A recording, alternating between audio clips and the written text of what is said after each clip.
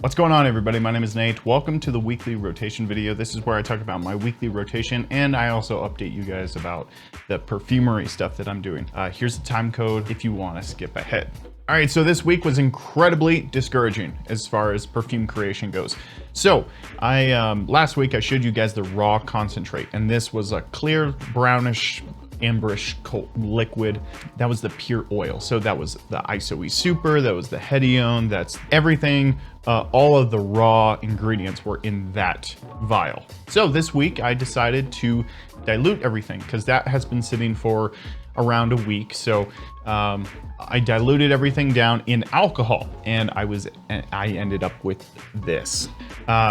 Yeah, it's fine. It is really fine, but it's extremely cloudy. And the cloudy aspect, a few different nuances. So I'm using a lot of natural citrus essential oils.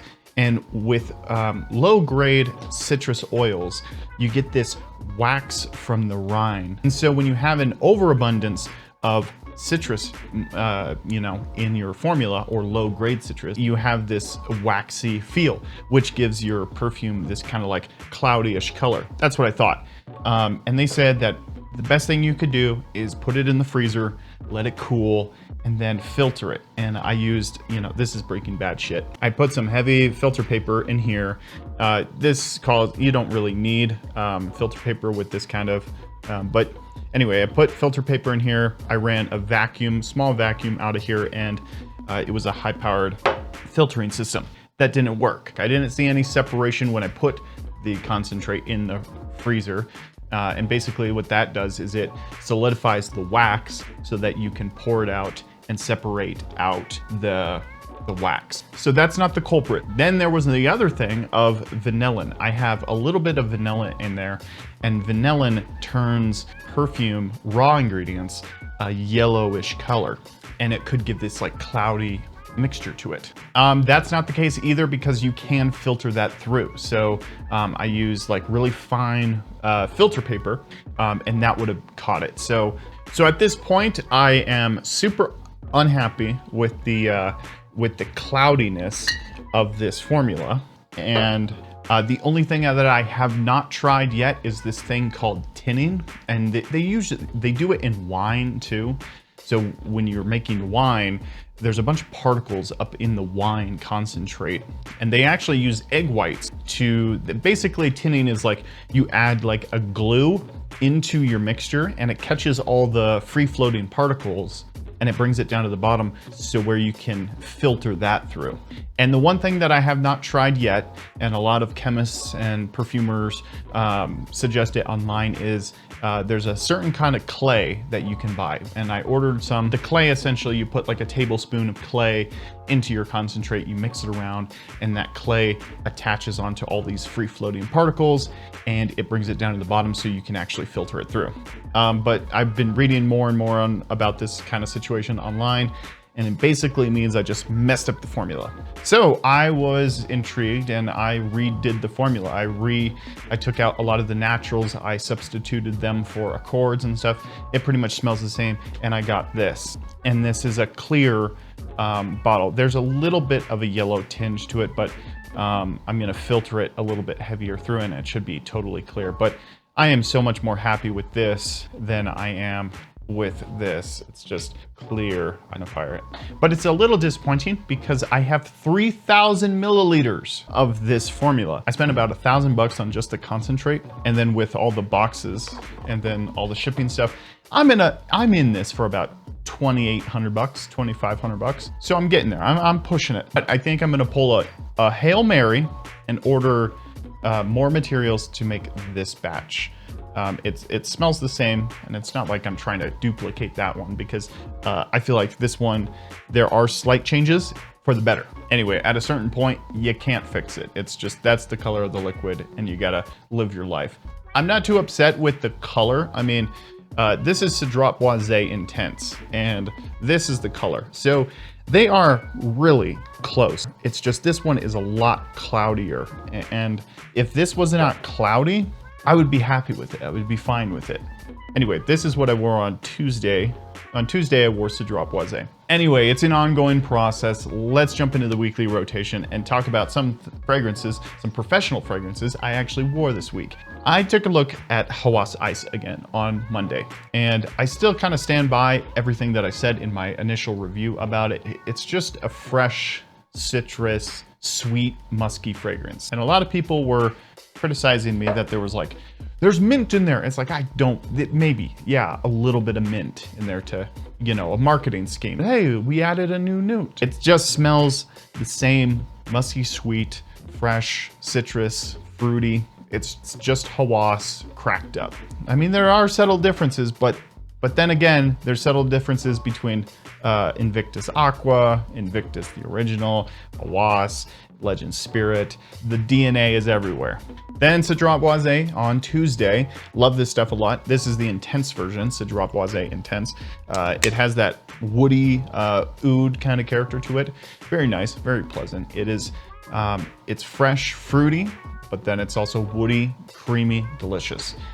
This one I found was very potent, very powerful for, I only sprayed like 3 sprays and I was smelling fantastic. So it's a very powerful fragrance, and I sprayed it under my shirt too, and I could smell myself. When you can smell yourself a little bit, other people can smell you a whole lot, so don't. Then I ordered a bunch of fragrances from Scent Split. I ordered a huge collection because I wanted to try out a bunch of different things, and I got Mesa by, I'll put up a picture right here, by Kajal. And I was actually blown away at this one. I am very intrigued about this one. I love the way it smells. This one has a lot of the ambroxan, citrus. Smells very green. It's got this like green. I was reading a bunch of reviews on Fragrantica, and a lot of people associated it with like this fruity shampoo for women. And I could get on that. Like, it does definitely smell like a fruity shampoo, but it's very nice. I was like, this is really good. I need to test it a little bit more. I need to get a little bit more familiar with it, but I was picking up a lot of similarities to like Greenlee. It's probably just my delusion of the green bottles, but I was getting that kind of vein, that ambroxan heavy, that fresh citrus, the green, like I think there's green apple in there, but it's just so good. I need to spend some more time with it, but I was loving it on Wednesday. This is not a full review because I'm all over the place with it, but for the most part, I was really, really loving it. And I was talking about this one recently on a video that I did on Spice Bomb in Extreme, and I love this stuff a lot. I wore this on Tuesday, or not Tuesday, Thursday. And I like it a lot. It was really, really good.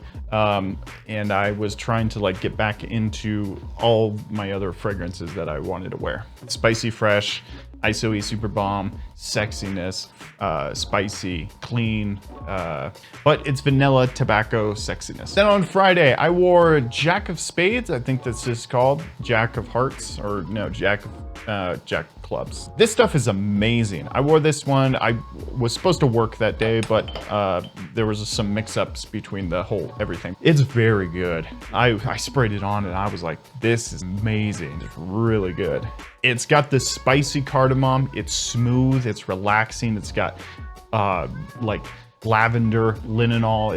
It's a fresh lavender. It's not like medicinal lavender, but it's very fresh. Anyway, Jack of Clubs is very good. I really love it. Definitely inspired by Lana Louis de L'Homme. I feel like it's Lana Louis de L'Homme cranked up to 11. And people say it's a Blue Electric clone, but I've never smelled Blue Electric. Son of a bitch. On Saturday. On Saturday, I wore this beautiful beast. It was a chill day for me on Saturday, so I wanted to pull out something fresh, something great, and this is one of this. This is Dolce & Gabbana. This is their summer vibes. This one came out this last year. This is super lemony fresh. It's got this like beautiful cleanness about it. Lavender. I'm trying to tone back with the technical talk. When you smell these ingredients, you can't unsmell them. So I'm doing my best here.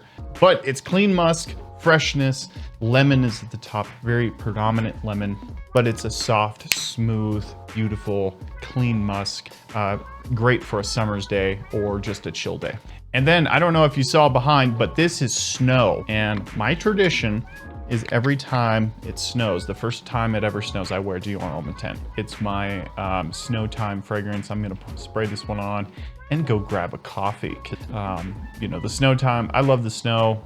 I spent years and years hating the snow, thinking so negatively about fall and wintertime that I decided to, when I went through a life change a couple of years ago, I just like decided to start loving the things I hate. And when you have that mindset shift of things that bring you discomfort, if you start inviting them in, you'll see such a change in your mentality, your mindset, and your overall mood.